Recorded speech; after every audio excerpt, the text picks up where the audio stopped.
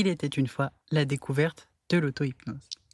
Après m'être complètement trempé sur la thérapie et surtout sur l'hypnose, je réalise avec plaisir ce podcast afin de te donner ma propre vision de cet outil incroyable qu'est l'hypnose. Je trouve que c'est un sujet encore méconnu et tabou qui mérite vraiment d'être démystifié. Étant très curieuse de découvrir davantage de choses sur mes émotions et mon cerveau, j'expérimente de nombreuses techniques sur moi, notamment l'auto-hypnose. Alors, si tu ne t'y connais pas en hypnose, je t'invite à aller regarder mon épisode consacré à l'hypnose et à sa définition. Certains pratiquent cette dernière, notamment l'auto-hypnose, pour se détendre et s'apaiser. Moi, je l'utilise pour poursuivre ma thérapie. Et j'avoue, tout ce que je découvre sur moi, je trouve cela passionnant. Alors, si tu ne me connais pas, moi c'est Pauline et je suis maître praticien en hypnose. J'accompagne les personnes qui subissent les tourments de leur vie au point de ne plus trouver le sommeil. Afin de démocratiser ce magnifique outil qu'est l'hypnose, je te partage mes propres séances que j'effectue en auto-hypnose. J'ai toujours plusieurs thérapeutes, mais je trouve que mes auto-hypnoses, c'est-à-dire des séances où je ne suis pas accompagné par un praticien, sont d'une richesse incroyable. Tu observeras d'ailleurs qu'après plusieurs épisodes, la précision, la finesse et les messages de mes séances sont bien plus clairs. C'est un peu comme un artiste qui dessine. Ses premiers dessins seront assez grossiers, le temps de trouver sa signature. Eh bien, mes auto-hypnoses, c'est exactement la même chose. Plus le temps passe, plus elles s'affinent. Je te mets en garde cependant. Mon histoire est à écouter en étant installé confortablement. Ne l'écoute pas en voiture, car il est possible que tu partes légèrement en transe. Donc je préfère que tu fasses ça chez toi, pour le bien commun. D'ailleurs, il se peut que tu aies quelques émotions, c'est complètement ok. Accueille-les avec bienveillance. Elles peuvent témoigner de ton empathie comme faire écho à ta propre histoire. Ce n'est pas grave en soi, tu as probablement quelques sujets à travailler. Alors, trouve un coin tranquille. Et d'ailleurs, pour terminer, je te conseille vivement d'utiliser des écouteurs car c'est plus facile pour se plonger dans l'histoire. Allez, c'est parti et bienvenue sur le Chat d'Or.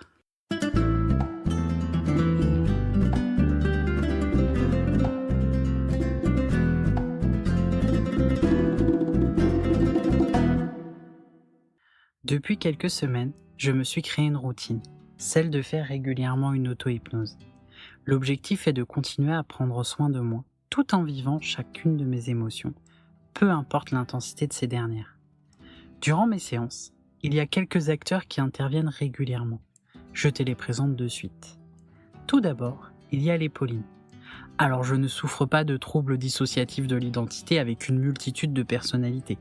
Cela dit, j'ai compris que je devais compartimenter mes pensées, mes émotions, afin de trouver les questions et de nouvelles réponses.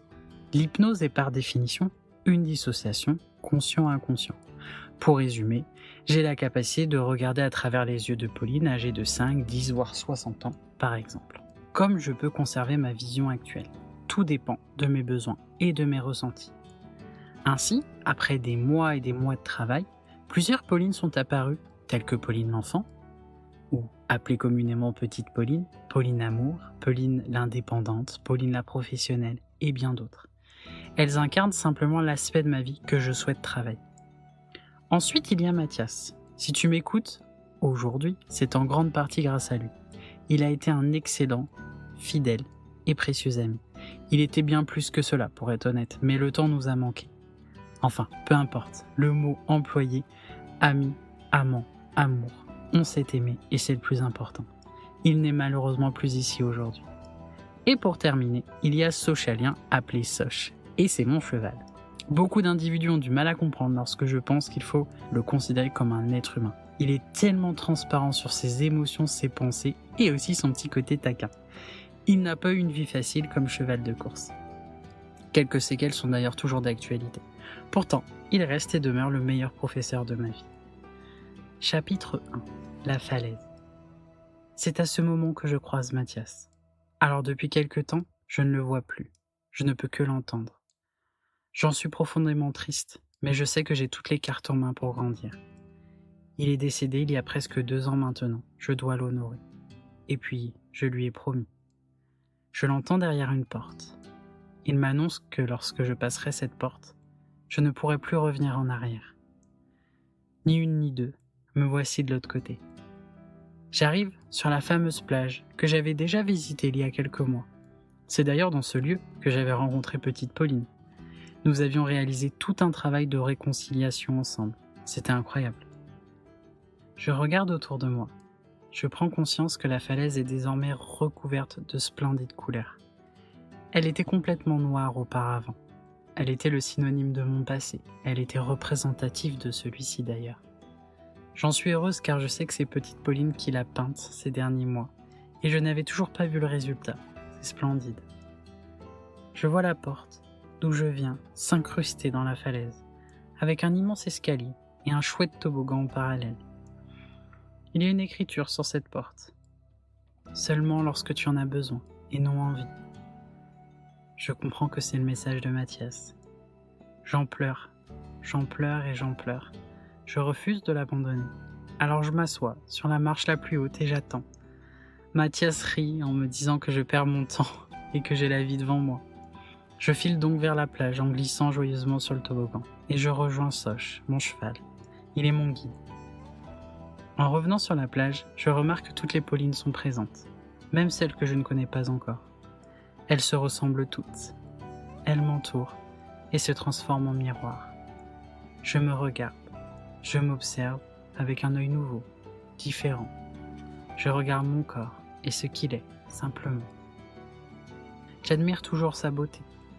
Je sais que même si je ne peux changer mon passé, j'ai réussi à lui donner une autre couleur, une autre saveur, et ça me rend joyeuse. Puis une idée me vient. Je décide de prendre de la hauteur. Je décolle donc et j'observe. Je suis sur une île qui comporte des zones éclairées et des zones d'ombre. Je remarque un énorme brouillard noir sur le reste de l'île. Un peu comme dans un jeu vidéo où il faut avancer, étape par étape, pour lever le voile. Je comprends que je suis dans mon nouveau lieu de sécurité. Alors pour information, un lieu de sécurité porte bien son nom. En effet, sous hypnose, il est assez facile de subir de plein fouet ses émotions, au point d'en perdre le contrôle. Dans ces moments, le lieu de sécurité permet de continuer à travailler sans être trop impacté par les émotions. Il diffère en fonction de chacun et ne se limite qu'à l'imaginaire des uns et des autres. Pour en revenir à mon histoire, c'est intéressant car je commence tout juste à ouvrir le second livre de ma vie. Certains préfèrent tourner la page, d'autres changer de chapitre. Moi, je choisis d'écrire un nouveau tome, cela me correspond davantage. J'atterris donc et je rejoins Soch, mon cheval. Il m'indique avec son regard qu'il y a une immense voûte sous une belle cascade. C'est l'entrée de ma première épreuve. Je remarque d'un coup que la fameuse porte où il est écrit « Seulement lorsque tu en as besoin et non envie » disparaît complètement. Je comprends que je n'y ai plus du tout accès. Je m'effondre de tristesse. Je sais pourtant que c'est la seule solution pour avancer, le laisser partir. J'évacue donc avec douleur et souffrance mes émotions. Ces dernières peuvent être comparées à un milkshake où il est difficile de savoir à quoi correspond chaque larme. Ce n'est pas grave, j'apprends et je le sais. Lorsque je reprends mes esprits, après quelques minutes, je me retourne une dernière fois et je le remercie pour l'héritage qu'il m'a offert. Je regarde enfin vers l'avenir. Après avoir séché mes larmes, je retourne auprès de Soch, qui m'attend patiemment. Je le suis sous la cascade. Je traverse. Je découvre une pièce de taille moyenne, remplie de roses. La pièce est littéralement tapissée de lierre et de fleurs. Je remarque également qu'il y a un bureau en son sein. Un bureau fleuri, accompagné uniquement d'une plume et d'une feuille blanche. Je comprends que je suis arrivé à une neutralité. Mon passé ne m'handicape plus, je peux écrire librement. Les émotions me submergent de nouveau. Des émotions tendres et chaleureuses, entremêlées d'émotions moins agréables, je l'avoue. Ce n'est pas grave, je les accueille toutes. Soch m'observe. Il attend que le courage m'éclaire. Je me décide enfin à prendre cette plume pour commencer à écrire. Je ne me rappelle pas avoir écrit, simplement avoir réfléchi à la question. Je décide donc de retourner sur la plage. D'ailleurs, en y retournant, j'ai l'impression qu'elle s'est agrandie. Je décide de prendre mon envol, encore une fois, afin d'observer à nouveau mon île. J'ai toujours accès à la plage et au bureau, donc c'est rassurant. Mon impression d'ailleurs est juste, car il y a désormais une longue piste d'atterrissage sur ma plage. Aimant particulièrement les avions, les oiseaux et la symbolique de voler, je profite de cet instant avant de commencer la phase descendante. J'ai une checklist que je complète au fur et à mesure pour atterrir correctement. D'ailleurs, je constate sur le plan de vol que je suis parti de Londres. Surprenant, mais agréable.